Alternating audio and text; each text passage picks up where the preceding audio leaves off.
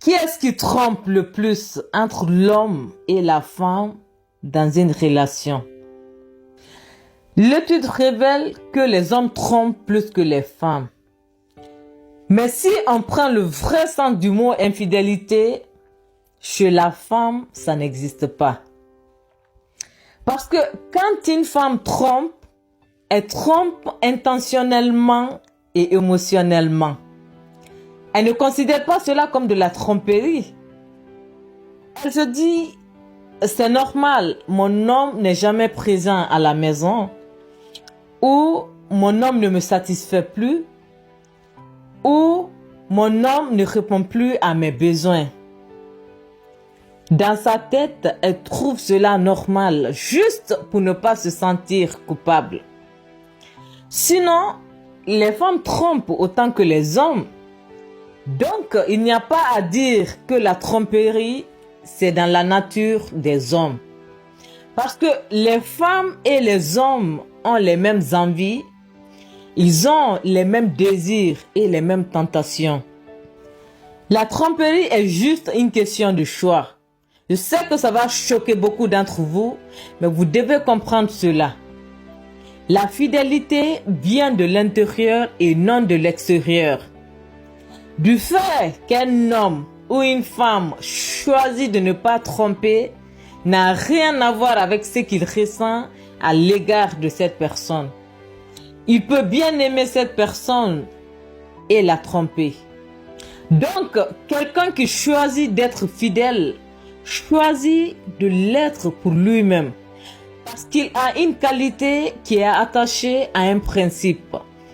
C'est une personne qui est très attachée à ses valeurs, à ses principes et à sa croyance spirituelle. C'est quelqu'un qui respecte son corps et qui tient beaucoup à son identité. Même s'il est sur le point de tromper, la seule chose qui le retient est le sentiment fort qu'il a pour sa propre identité. Parce qu'il s'est toujours considéré comme un homme ou une femme fidèle. Toutes les personnes qui trompent constamment sont des gens qui sont extrêmement distraits, qui manquent de discipline et de maîtrise de soi.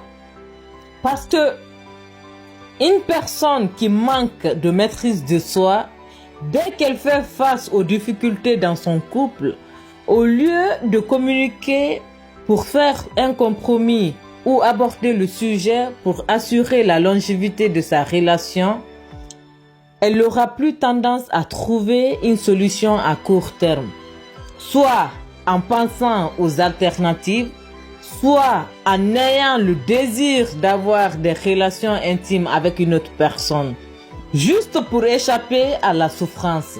Et c'est comme ça que ça finit par être une habitude et un cercle vicieux.